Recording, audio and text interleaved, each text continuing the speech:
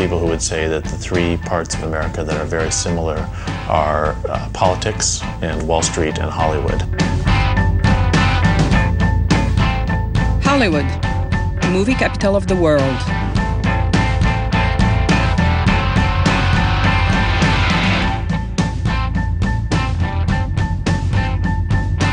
Each one of them, there's an enormous amount of ego and narcissism and vanity and enormous wealth at stake. And they also are places that are very dangerous. In other words, you can fall very fast. Entertainment is America's second largest export industry after aerospace. The things that are different about Hollywood, though, is that it is probably the essence of the American dream in a lot of ways. This idea that you can start off as one person and become a different person within 2 hours. 500 films are produced in Hollywood every year. About 100 of these come from the major studios. So it's hope, it's possibility, it's the chance to change your place in life. And that's something that's very uniquely American and runs very deep here, and I think has some resonance all around the world. It's appealing to people, right? Only a handful of films a year will become blockbusters. Originally, the term blockbuster referred to a bomb so powerful that it could blow up an entire city block. Today, a film is called a blockbuster if it explodes at the box office. Would you like a chocolate? From E.T. to Toy Story, from Star Wars to Titanic, these films have one thing in common. They are designed for you to love them, no matter your age, gender, politics, or nationality. I land in Los Angeles in May, at the start of the blockbuster season. There's one question on my mind. How is Hollywood able to produce films that everybody wants to see, but no one else seems capable of making? First stop on my investigation, the studio heads. What is it like to be head of production in a big studio? Oren Aviv, president of production at Disney Studios, 2006 to 2010. You know, it's quite a challenge. You're very much an island unto yourself. Among the films he's overseen, Alice in Wonderland, Pirates of the Caribbean, Prince of Persia. You're making all the decisions. You're in a fishbowl. The press is always looking. Your competitors are always looking. So you're always on guard. It's a very, very, very competitive business. Mark Gill, independent producer, president of Warner Independent Pictures, 2003 to 2006. He greenlighted Good Night and Good Luck and The Talented Mr. Ripley, among others. You have to work 14 to 16 hours a day in order to stay competitive. There's just no other way. It can consume your waking hours. Bill Mechanic, independent producer, CEO of 20th Century Fox from 1994 to 2000.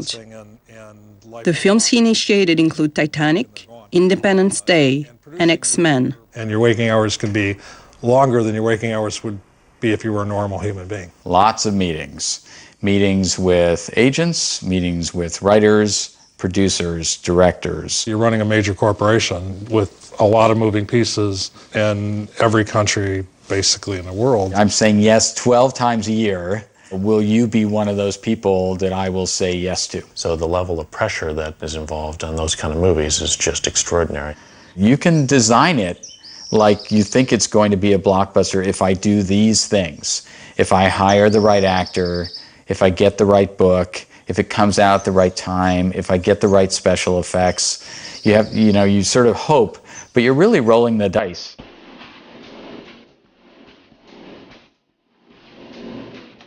It's the head of studio's responsibility to ensure that a film succeeds against all odds. Rule number 1, mass appeal. They have to appeal to families, they have to appeal to adults, they have to appeal to teenagers, they have to appeal to kids, and men and women. You have to get everybody for those movies to really float into a certain space that everybody wants to see it. A blockbuster is not only a box office smash, but a film that transcends all social and cultural barriers.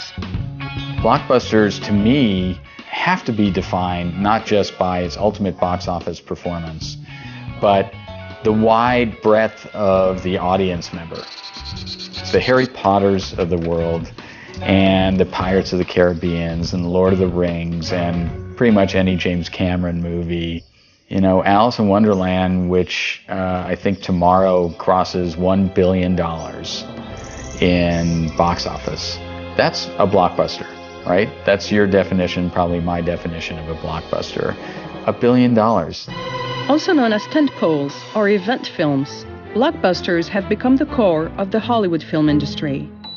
A studio will invest anything up to about $500 million in one of these blockbuster movies, which is very similar to the kind of money spent by BMW launching a new car or Microsoft launching a new operating system. Certainly in the last several years, the biggest blockbusters are the ones that did cost the most money. The more money they're going to spend to make the film, the more concerned they're going to be that the script is perfect before they spend the first dollar in actual production.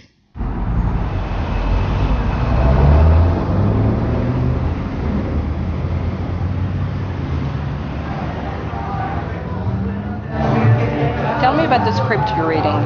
It's basically about a portal in New York that opens up, and all these creatures come out of it. And there's there's the evil forces, and then there's the good forces, and the good forces come in and they find this boy who has to basically save all of New York. The cliché is that in Hollywood, everybody works in the movie business. And as I watch people in cafes, I start to believe it's true. My script is kind of hard to describe. It's like a character story about a girl whose parents get divorced and she doesn't deal with it, and her friendship with her best friend falls apart. What's the story about? I can't actually talk about it. It's not my story, so there you go. Can you vaguely put it in a context? It's a comedy that I'm writing for a producer. That's about all I can say. Oh, that's fine. That's fine. The European model is based on the auteur theory, which means that the films that are chosen to be made are based on who is the director and the director's so-called vision. Well, what does that get you? It tends to get you an art film cinema that may not be all that popular with audiences, and certainly is not popular with audiences outside of the individual country where it's made. The great strength of the Hollywood system is that because it is so based on story and so based on script, it means that the presence of movie stars, directors, so on, is much less important than what is in that script. And that's what has worldwide appeal. Interior one-room flat, early morning. A man is shaving a full beard from his face. Hannah Wegg, screenwriter. Intense. He moves like an animal, his senses alert, his pace steady. This is his story.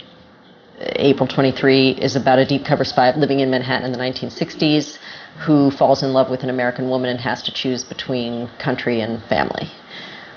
But his struggle is internal, and it's the anti-Bond movie.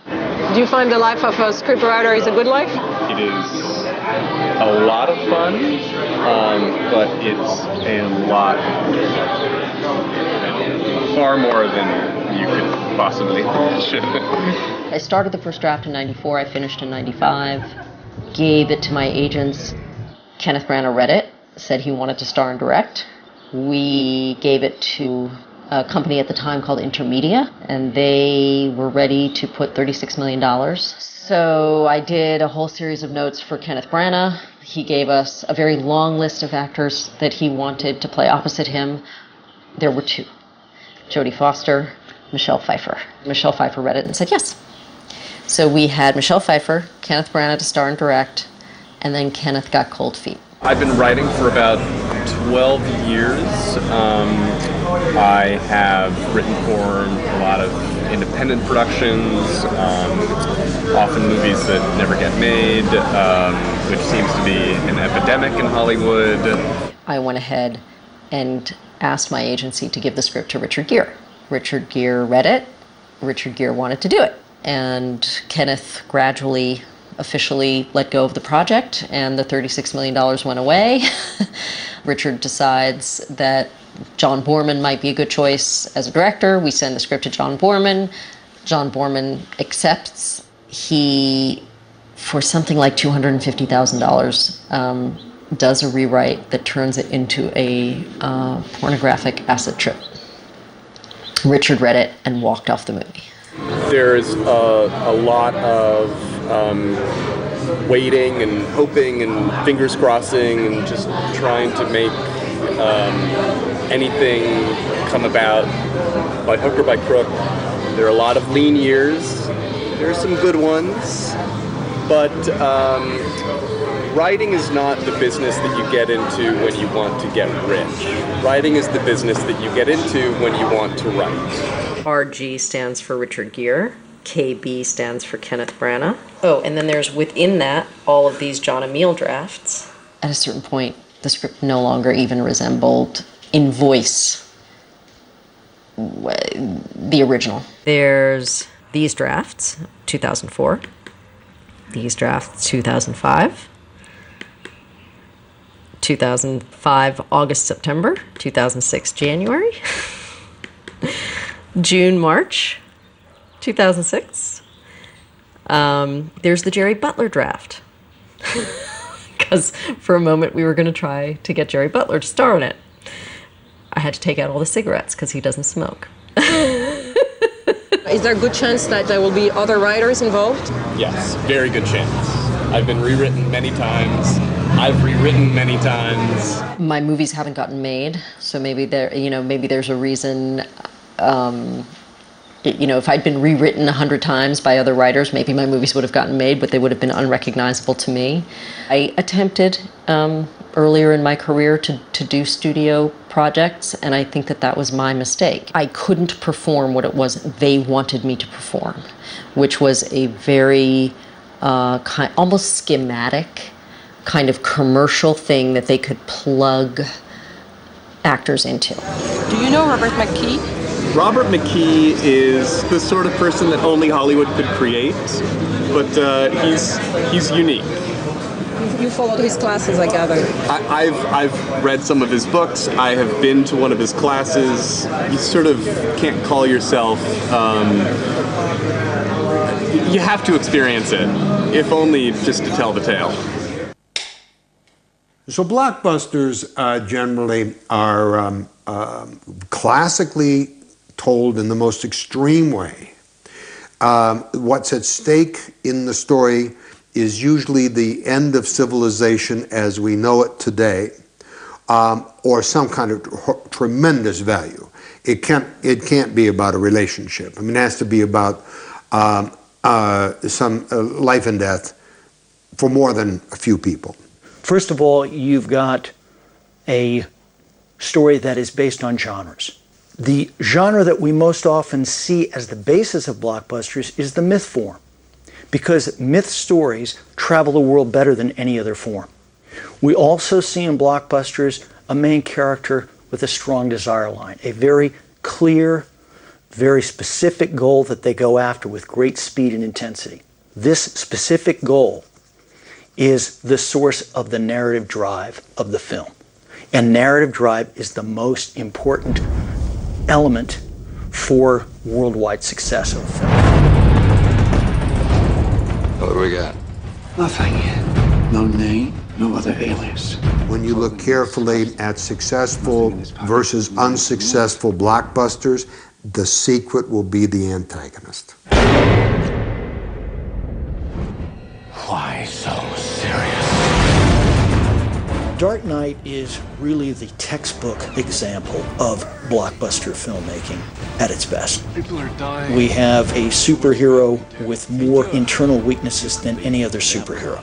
We have a character with an intense desire line, which he goes after with great speed and relentless energy. We have one of the best opponents we've seen in American film in a long time. And because he's such a good trickster, that challenges the hero even more. I thought the screenplay for Dark Knight was dark as hell. And I really, really didn't believe that Chris was going to make that movie. There were certain scenes, even when we were filming them, where I was like, dude, this is not going to end up on the screen. I can't imagine that we're going to be able to have this shot of you know, the Joker thrusting a guy's head onto a pencil, and that's going to end up in the movie. Or this, you know, shot of him cutting, you know, somebody's mouth wide open. And so I found it really dark and really grim. And then the end of the movie's dark and grim. But what happened was the audience really responded to that. It was a time when people wanted to see that kind of ending. In a way, Chris and I think we're making, obviously, like you said, there's tons of preparation, and we forget about that a little bit, but we feel like we're making a $200 million documentary half the time. Chris really likes the single camera approach. He finds that he can only really concentrate on one camera, and I feel the same way in terms of lighting, and we both like control. So that's a big part of it. We're both absolute control freaks. You know, we keep this machine that, you know, can bulge into 300-400 people on any given day. We keep it very, very small, so it all can shrink down to a very, very, very small universe between our little part of it and the actors performing there. Now, when it becomes, you know, a big stunt, a big action piece, or we're blowing up a building like we did in The Dark Knight, then the 7 cameras come out, and then it becomes a big Hollywood machine, and you see it working the way you expect it to work.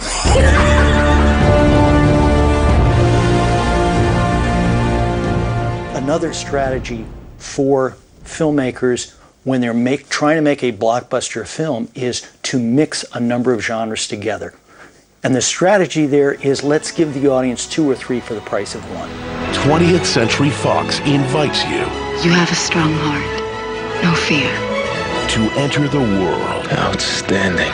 And experience. What Cameron was able to do is actually do a love story while doing an action story at the same time. So we have the biggest story and the smallest story. How do you put them together?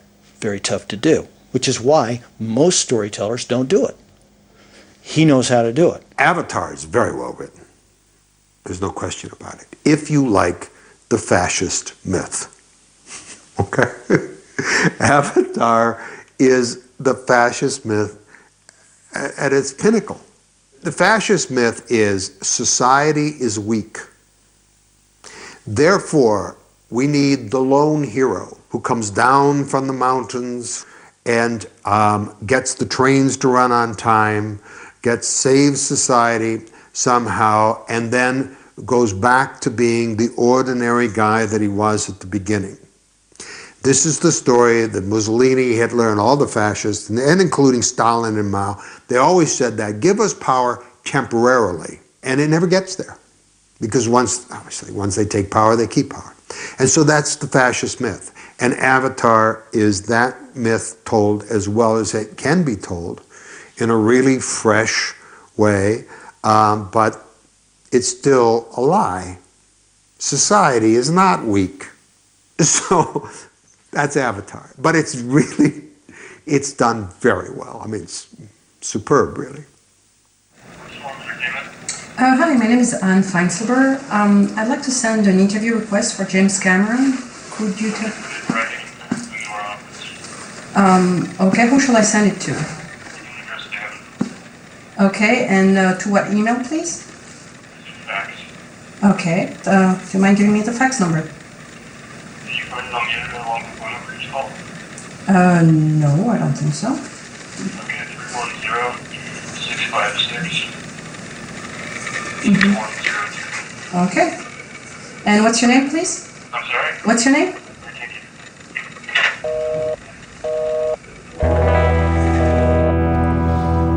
James Cameron declines to be interviewed, as do more than a dozen other blockbuster directors, whom I call relentlessly, for months.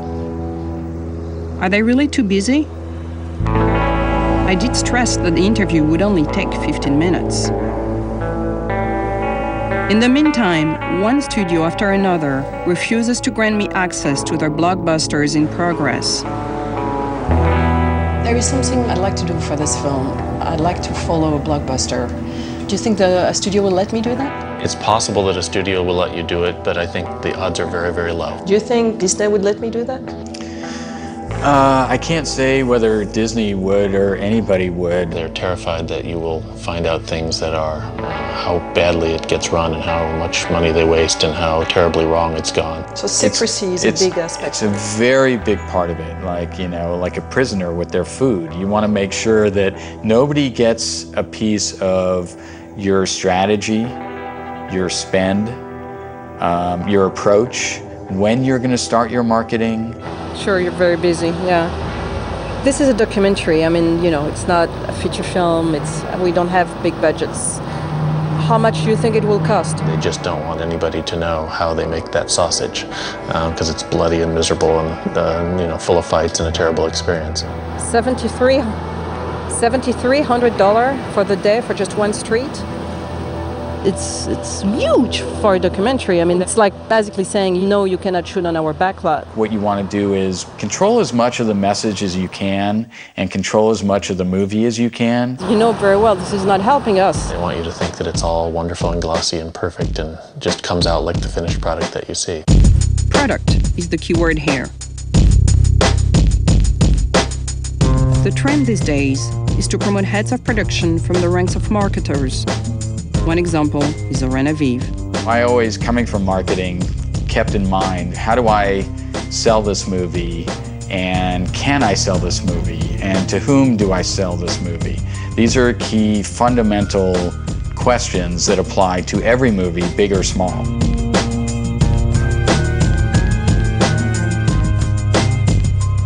It doesn't matter what the genre is or who the target audience is, as long as you know going in who you're making the movie for.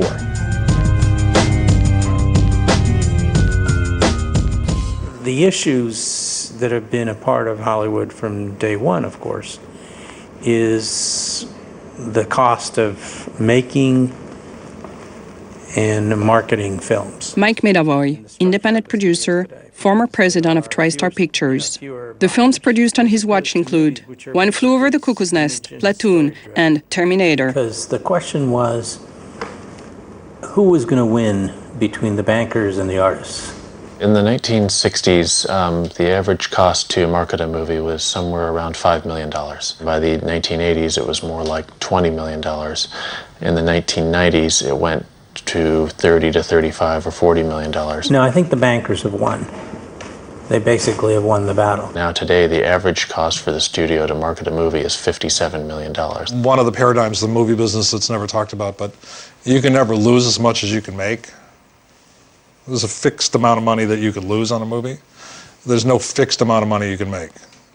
You can see on a movie like Harry Potter, apparently Warner Brothers spent $110 million just in America on the last film, and my guess is probably a little more internationally, so $250 million probably worldwide. This is just to release in the theaters. That's not for DVD, that's not for television, it's not for anything else, just for the theaters. You can have a great movie, and if it's not marketed well, or it doesn't connect with an audience, nobody's going to go see it. And conversely, if you have a movie that's okay, you can still open a movie in a big way with great marketing. That was a fun project. In the marketing war, the trailer is a key weapon. We started Trailer Park in 1997, and there were 8 of us. I have on here a trailer that I cut in, I think it was 1985, for Top Gun, and it still runs. We grew through the years to the size we are now, which is over 300 employees. Probably around the 90s to mid-90s, trailers started getting more and more important. And I remember when we would go to the studio and have meetings with filmmakers. The trailer guys, yeah, the trailer guys. Now, we have a red carpet. The trailer guys here, oh, come in, let me show you some footage. We're in marketing. And the job is to just create interest for the most people. So even if it's a movie that's really targeted towards women, we're going to try to sell men too.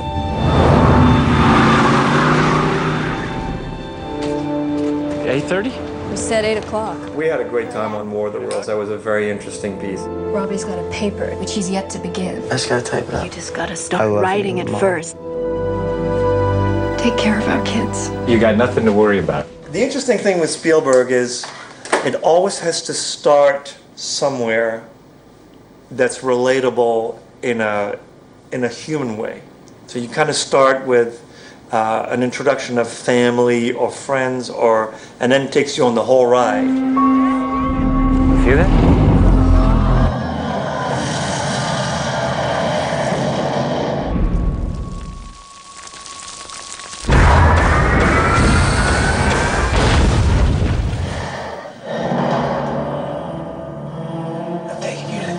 There's a rhythm now that's going to get more and more intense as it goes by. You're not going to, are you?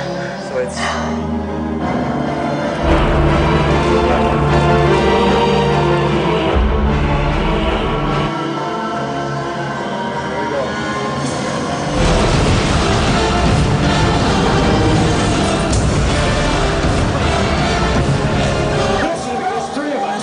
Am I ever going to see Mom again in my life? Just action. I know it seems like you have to, but you don't! You don't! This is not a war. This is an extermination.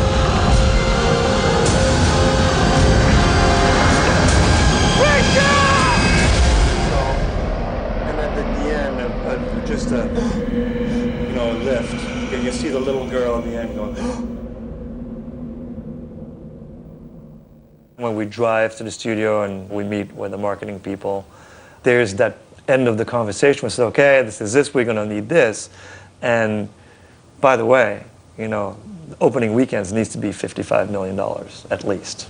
And how it ends up being our responsibility, we don't really know, but it's a lot of pressure. Unfortunately, what happens in movies in America is that everything is dependent on how you do that first weekend at the box office. All people care about is Friday night, because the Friday night establishes the value. By the afternoon of the first day of release, we know whether that movie is going to make money or not. So the studio is like taken all of this money, and it's like going to Vegas and putting it on the roulette table and putting it all on 28 black and seeing what comes up. It's opening weekend. Today, 2 blockbusters are competing.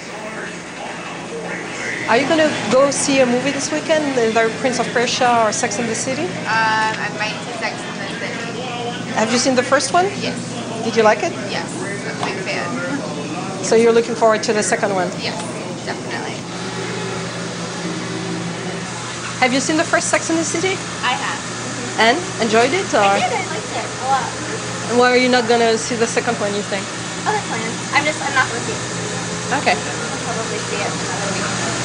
Can you tell me more a little bit where you work and what you do? I work in marketing for MGM for another week as of today, then I'm actually going to go work for CBS. Because MGM is over, right? MGM's not over yet, but there's a good opportunity to go to CBS, so I'm going to take it. And you said you work for a studio. Can I ask what you do? I actually do media. All the advertising.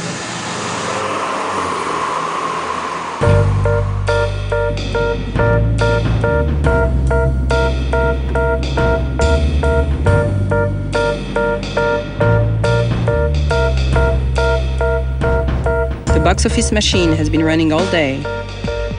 I arrived for the last show.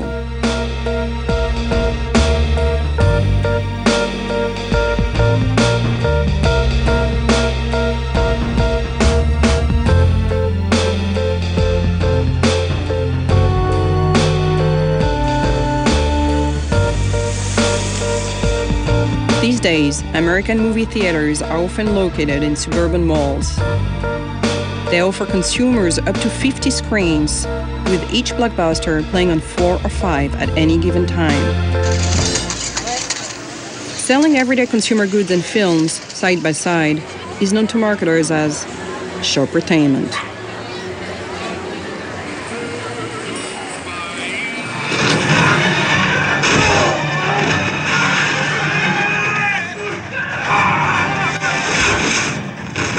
The movie theaters in America are all linked to a computer service that will tell you exactly how much money they have collected in each box office all around the country. It's all live. It happens nonstop. You look at it on your computer and you sweat.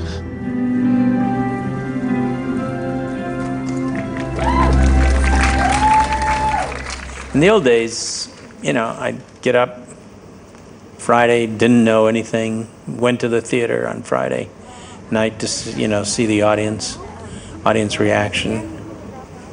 Saturday, I waited for the numbers. Sunday, I waited.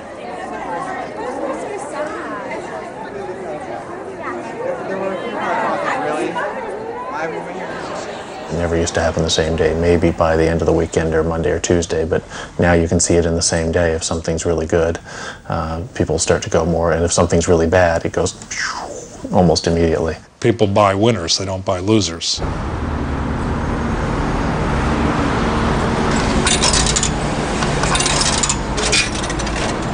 The verdict is in all the papers on Saturday morning. The girls have defeated the Persian prince. And yet, Prince of Persia will end up earning $90 million at the North American box office. It's an impressive figure, but not in Hollywood.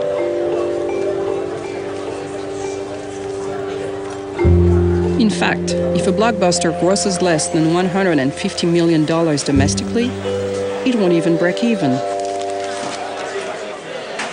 Box office obsession, aggressive marketing, how did we get here? I think one of the big sea changes was Jaws. Because what happened is a movie could be made that could make so much money, could generate so much money, that the studios became less and less interested in smaller movies. It will attack and devour anything. It is as if God created the devil and gave him jaws. Steven Spielberg was the runt who came up and scored. And suddenly it was no longer just about making a movie, it was about creating a market and about having toys and about having, you know, t-shirts and posters. See it before you go swimming.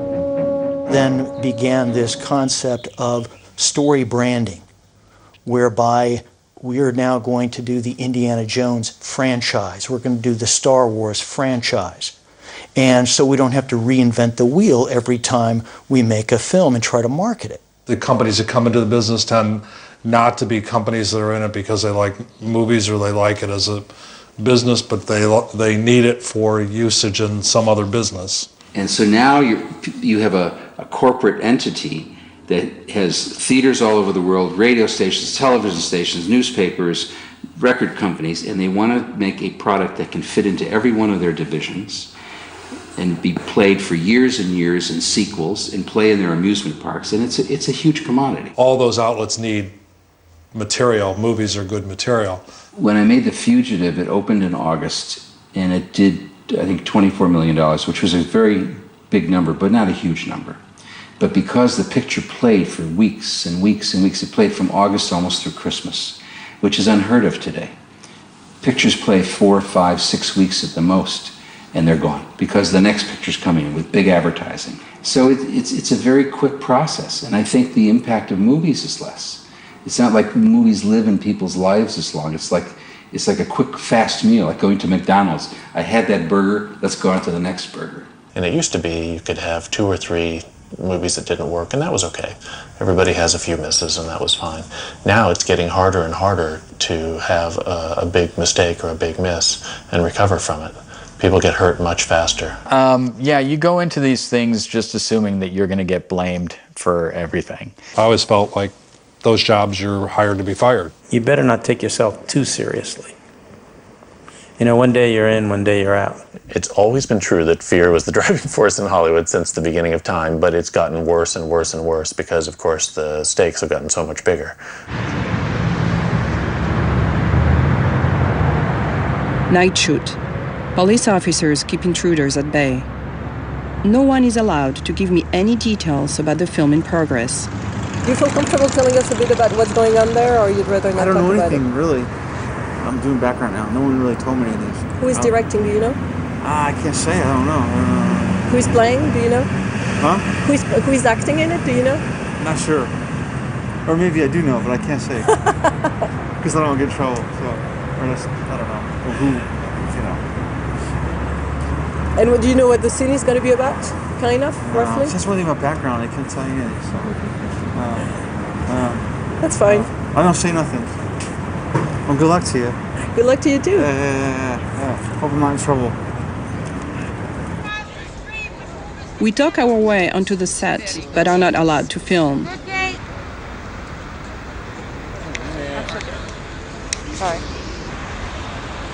Eventually, I appeal to the director, Tom Hanks, to let us shoot. It is a comedy called Larry Crown, starring Tom Hanks and Julia Roberts. Driving car, doing fight scenes. I'm so used to it all my life. And action!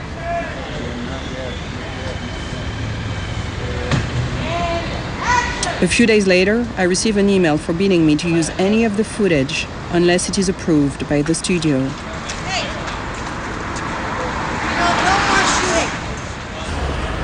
Nowhere is this hyper-protectionism and culture of fear and secrecy more prevalent than in the talent agencies. Part shadowy mercenaries, part guardians of the temple, agents are as essential to Hollywood as oxygen to the brain, or so everyone seems to believe. At WME, one of the 4 largest agencies, I secure an interview with Elise Schertz. Can you try Megan? Megan first? Yes, please. He wants to make sure he fully realizes his role. If he's not able to fully realize his role, 2 things are going to happen. A, he won't do the movie. But I believe that they will they will find a way for him to fully realize his role. So tonight he'll be able to work. First thing in the morning, he'll tell me whether he can come. I'm 90, I don't know, what did I say, 95%, 90% sure that there won't be a problem with that. Then, in addition, Megan, we should get him a schedule, which he can approve. What we do requires enormous thought. The meeting comes with strings attached. I have to agree to submit my questions ahead of time and to let a PR sit in on the interview.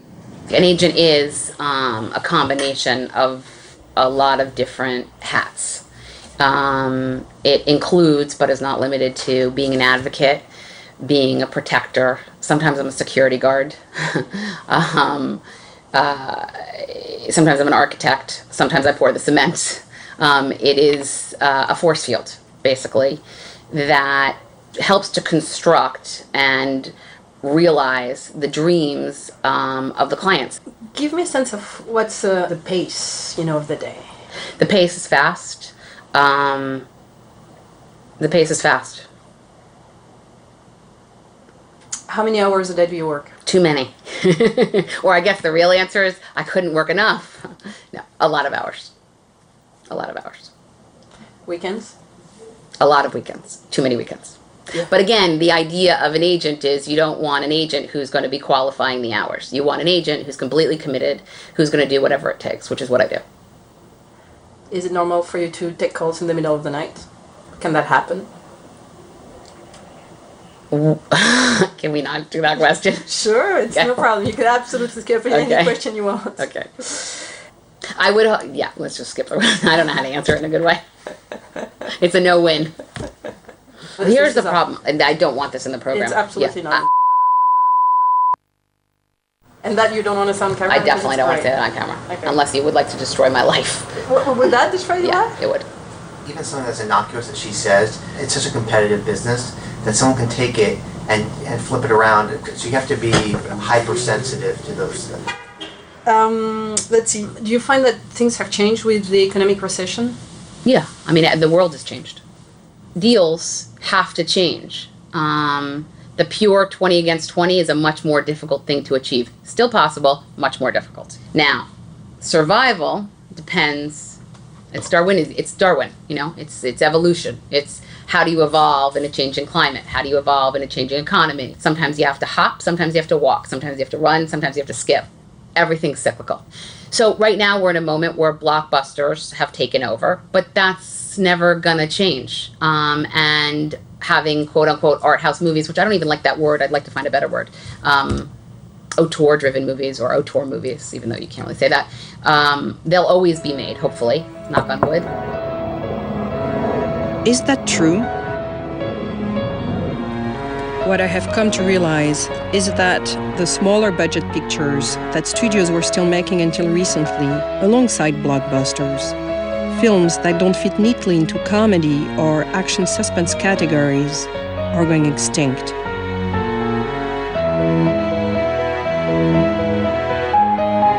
I'm told that if a film's budget doesn't reach the $150 million mark, it's not expensive enough to get picked up by a studio. Forrest Gump, The Bridges of Madison County, American Beauty, none of those films would be green-lighted today. You just have an ocean filled with these giant super tankers, and there's no place to go. The major studios used to release about 250 movies every year in America. Last year it was 106, and in 2 years I think it will be 75 or 80 films. And that's because they're making mostly the really big movies, the Spider-Man, Batman, all that sort of thing, and much less of everything else. In Deadline Hollywood, just before Cannes, the headline was "Drama is Dead." And you're like, really? Really? Do I not have a career? It's sort of strange that you can spend $200 million on one movie, $5 million on another, but they occupy the same amount of time on the screen. And theoretically, the budget shouldn't make a difference. What you really need to do is just connect with the audience, with the story. The studios, of course, have gotten really good at making the huge movies, but they've lost interest in making the smaller ones. Why have they lost interest? Well, it's much harder because you have to do a much better job of controlling costs, and you have to do a better job of making a good movie. You have to sort of thread the needle, and you have to get a little lucky, and the movie has the requirement for the movie itself is that it be better when you're in the middle. There's more margin for error when you're making those very big movies. You have some way to be safe even if you don't make a great movie. So hold on, you're saying the more money you spend, the less risk you take? It's ironic. It makes no sense, right? It's counterintuitive. It's the domestic comedy and the big blockbuster movie. The domestic comedy for $35 million and the big blockbuster movie for $200 million. That's what the math is today. The thing that terrifies major studios more than anything else in their entire lives is this phrase execution dependent, which means you must make a good movie in order for it to succeed. And the middle is kind of... Execution dependent? Totally execution dependent, exactly. They are the hardest to execute well as a movie and the hardest to sell well as a marketer. Which is a terrible thing to really think about, because the really big hits in the history of Hollywood have come out of nowhere and have usually been from pictures that are not considered to be blockbusters. And that's been true certainly in my career, that I can remember. I mean, Cuckoo's Nest was turned down by everybody else. Rocky was turned down by everybody else. Silence of the Lambs, Dance of the Wolves, Amadeus, Platoon. I mean, you name it. They were all films that were orphans. When I was young, we used to stand in lines around the cinema 3 times in the rain when the new Bergman film, or the new Fellini film, or the new Truffaut film arrived. And that North American audience was very sophisticated. Those days are gone. Yeah, they're gone. I think the cinema is in great trouble. Today, blockbuster films not only dominate the market, they virtually monopolize it. The blockbuster has lived up to its name. It leaves little in its wake.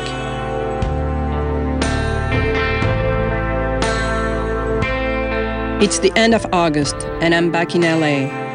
The blockbuster season is drawing to a close. Attendance has hit its lowest point in 13 years. I see this as a sign that audiences are maybe finally ready for more innovative films.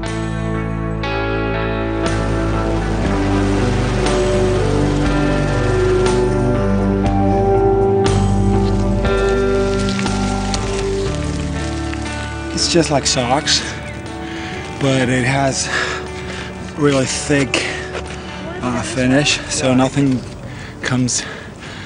penetrates it. That's the latest thing. I watched Inception, which I loved. I thought creatively the acting, the story was amazing. Have you seen it, Inception? Yeah, it's always got something interesting, a different edge, but this one really hit it on the nail. Inception? How did you like Inception? I didn't like it at all. Why? It was too complicated for me. Too over the top. Too sci-fi. Yeah. I thought they did a great job. It was great paced in terms of the way it's shot, and the actors did a great job. I live here, yeah. And so you're an actor? I am, yeah. If you want to work and you are at this business, that's the place to be for me. The place here is so huge that you can become big right just like that. And then I saw Salt, which was great. Really good. He was in Salt, actually, in the opening scene. Seriously? A dog, yeah. How did that happen? With Angelina Jolie. He went to some doggy thing and they picked him. So. You mean they cast for dogs? Yeah, for movies. So he's a movie star. And of course, if you're here, you definitely want to do some comic book stuff, like you want to be something like a hero of Marvel Comics. I see a lot of movies. Are you an actress or? Yes. May I ask what you do? Model. And? I'm an actress. Can I ask in which films? On TV show True Blood. I'm a stockbroker. Oh, you're a stockbroker. Yeah. They all were saying all summer, oh, Inception will be a bomb, it won't work. Of course, it's one of the better movies of the summer, and it's certainly one of the most successful movies of the summer because it's original, so that's encouraging.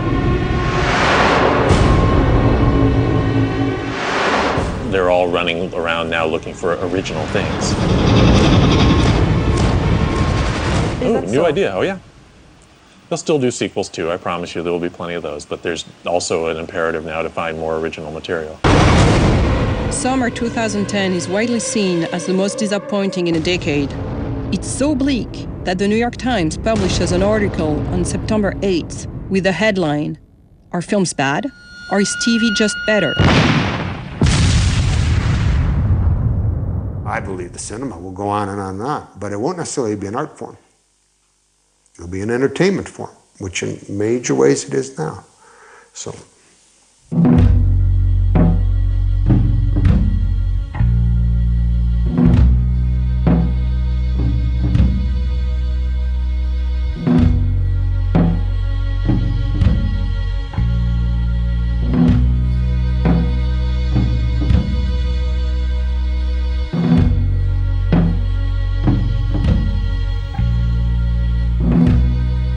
So what's next? I don't know what's next, and that's what's so exciting.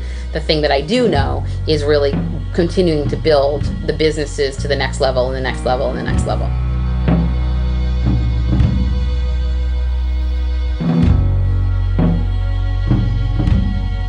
Several producers have said to me, you know, you should make a film in China. China, someone told me that they're going to, by 10 years, they'll have 50,000 screens, which is 20,000 more than in America. China, India, Brazil, while the studios search for new markets and new sources of revenue with Blu-ray, 3D, and streaming, moviegoers, including me, continue to be moved by films, regardless of their budget. When will you start prepping for the next Batman? I don't know. I mean, officially, I'm not hired. Nobody's asked me to do the movie. Uh-oh, we're about to get a dog in the frame. Hang on. Micah, place. Good girl. Yep, all the way. We shoot from March to September usually. They're generally right around 100 to 125 days. Usually multiple locations, international locations. Almost always something in Chicago, almost always something in London. And it will obviously have a summer release 2012. And it wouldn't surprise me if the summer release is right around July 16th, July 18th. It is finally, I think, coming together in the way that it should, with a young, up-and-coming, very gifted director from Brazil, with a young, up-and-coming, about-to-be movie star, Alexander Skarsgård in the lead. And that's the way this movie should have always been meant to. It was meant to be made this way. We'll know, actually, I think in the next 2 weeks, whether we're greenlit. There's a formula now to how Batman movies are made. Not in the material, but in the machine, in the way the factory cranks them out. We are the factory, I suppose.